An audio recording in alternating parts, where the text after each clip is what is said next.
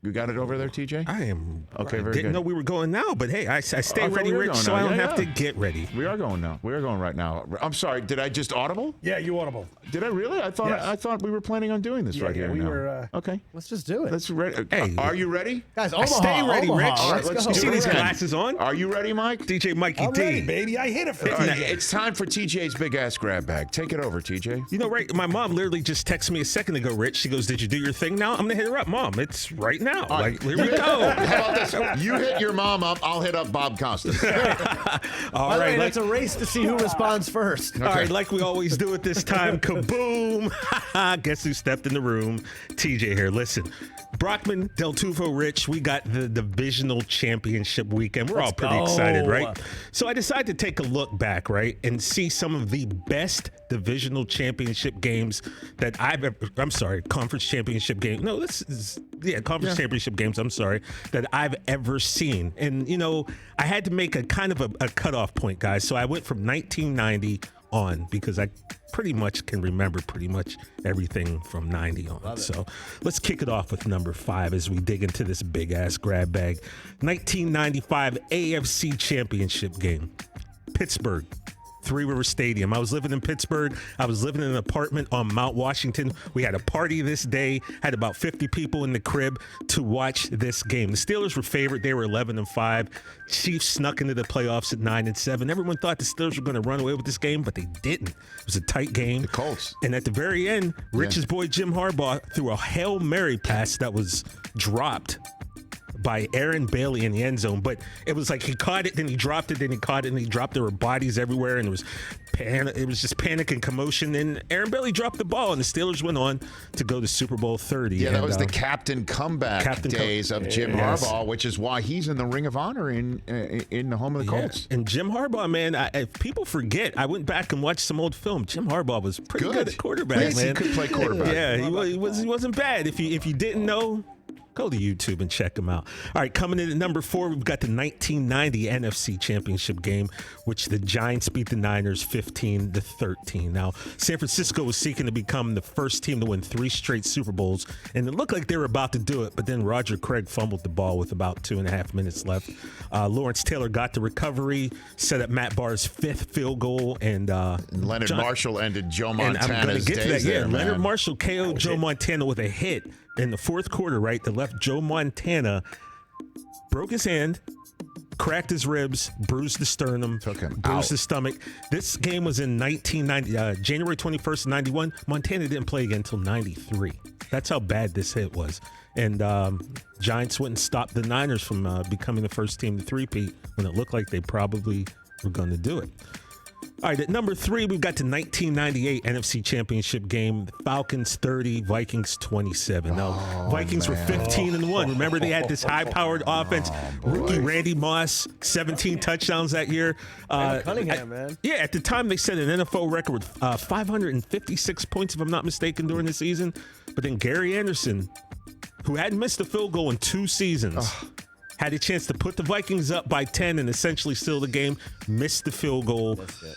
Falcons went on to win the game in overtime by a friend of the show, Morton Anderson, hitting a field goal. And Purple pain. kind of makes you wonder what would have happened. This Vikings team was so exciting. Billick was the OC. Billick was the OC. And Cunningham Denny and Carter and Moss and Robert Smith. And That's a great feature series on NFL Network, The Missing Rings, the 15-1 Yeah. Vikings. yeah. Is just, And that's fun you brought that up, Chris, because initially when I started to do this yesterday, I was trying to figure out who were the best 5 teams to never win the Super Bowl, but this just seemed like a better route. But man, that Vikings team was something else. John Randall on defense. I think they had the 6th ranked defense in the NFL that season too. So Falcons I think it would have been a curve better stomp too the next game. But the Falcons were 14-2 that season.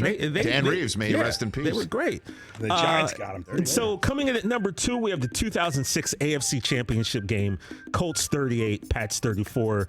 Marlon Jackson roaming free, as the call said. Brady and Manning looked like the 2 best young QBs in the league at that time, but Tom had 3 rings.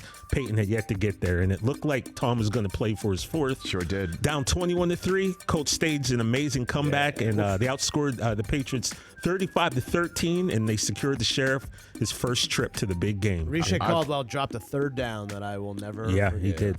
Yep. And that was it. You know, I think people were kind of rooting for Peyton too, because like I said, Tom had been to 3. Yeah, I mean, it was so over. It was over. I can't believe the Patriots are going back again. Because again, the Patriots made the first Super Bowl we covered. The Patriots made the second Super Bowl we covered. The third Super Bowl was Steelers and the Seahawks. And then like, here comes Tom again. Yeah. Like, remember that game? Like Dan Klecko caught a touchdown pass. He was a lineman, caught a touchdown. Yeah. That was a great game. And coming in at number 1, to quote the great Pat Summerall, it's deja vu all over again. San Francisco and Dallas. The established champion versus the young upstarts for the championship, with a nod to the past and a look to the future. And it was the first of 3 times that the Niners and the Cowboys would play in the conference championships. But this one, I put at number 1 just because it was kind of like the usurping of the king, as they say in Game of Thrones, right? Cowboys kind of took that mantle, kind of took the crown from the Niners. And 4 takeaways for the Cowboys D. Aikman threw for 322 yards. Emmett ran for $114. Cowboys went on the road. It was foggy. It was great weather. It was a little bit rainy, but the Cowboys went out there and did their thing. And it started the dynasty. And it's my favorite time in football. I know we haven't won a lot since then, but I was alive for this. And it was a great time, and it was fun, man. Sure. So that's TJ's top 5. And as always, looking forward to hearing what you guys say. Again, since 1990, your favorite top 5 conference championship games. Love it.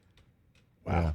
Yeah, I started going back too deep, Rich. I was thinking the 81 Chargers-Raiders game. That was a great one. I think you nailed it. Yeah. That's a lot. I mean, those were some great moments. Yeah. That Vikings team was good. That Vikings team was so much fun. They lost to the Giants where they didn't even score. Like in 2000. I just remember. That team was Chris Garnett was amazing. That team was. I think those Colts were the Colts that they couldn't stop the run at all, and then they dropped. I think it was that Colts team. They couldn't stop the run, and they dropped that. Who was that safety? That the safety would just hit the hell out of everybody. Oh, Bob Wright. Bob Sanders. Right from Iowa.